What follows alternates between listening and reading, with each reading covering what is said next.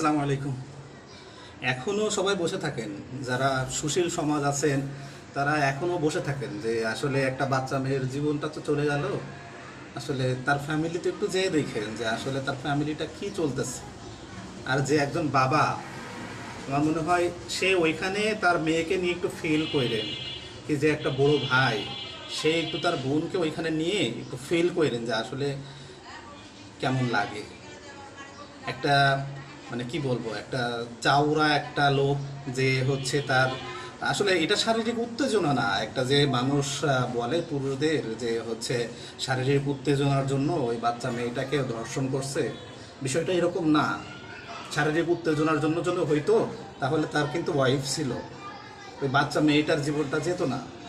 আসলে এদের হচ্ছে জন্মের ঠিক নাই। আপনি খবর নিয়ে দেখেন, এর বাবার ক্যারেক্টার খুঁজে দেখেন, ওর ক্যারেক্টার খুঁজে দেখেন, এগুলা হচ্ছে আসলে মানসিকতা, মানে ওর ভিতরে যাওরা একটা মানসিকতা আছে, ধর্ষণের একটা মানসিকতা আছে, ওই মানসিকতাই ও হচ্ছে ওই জীবনটা নিয়েছে।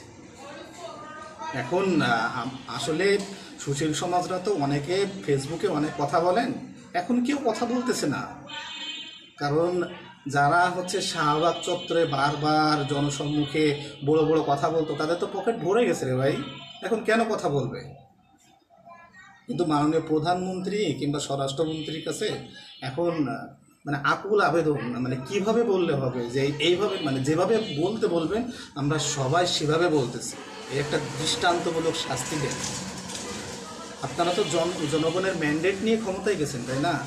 প্রতিটা জনগণ, বাংলাদেশে 20 কোটি মানুষের ভিতরে মনে হয় তো 19,99,99,998 জন আপনার পক্ষে আছে। তাহলে আপনি ভয় কেন পাচ্ছেন? 2 জন, ওর বাবা আর ওর মা, ওনার স্ত্রীও আপনার পক্ষে আছে, ওনার ছেলে মেয়েও আপনার পক্ষে আছে। যদি থাকে, আপনারা কিছু একটা করেন যেটা দেখে এই নরপিশাচরা আর এভাবে বাচ্চাদেরকে ধর্ষণ কিংবা মেরে না ফেলে। একটা বাবার জায়গা থেকে চিন্তা করেন। এখনও যদি আপনারা ওই খাম্বার মতন ওইখানে বসে থাকেন তাহলে আপনাদের দরকার নাই, ক্ষমতা ছেড়ে দিন ভাই। আপনাদের মতন প্রধানমন্ত্রী, আপনাদের মতন স্বরাষ্ট্রমন্ত্রী জনগণের, বাংলাদেশের জনগণের দরকার নাই, ছেড়ে দিন। আর এখনও যারা মুখ বন্ধ করে বসে আছেন তারা অপেক্ষা করেন, আপনার বোন, আপনার মেয়ে, আপনার মা একদিন এই সম্মুখে হবে, তখন কথা বললেন, তখন কেউ কথা শুনবে না আপনাদের। একটু চিন্তা করে দেখে তাদের পরিবারে কি চলতেছে।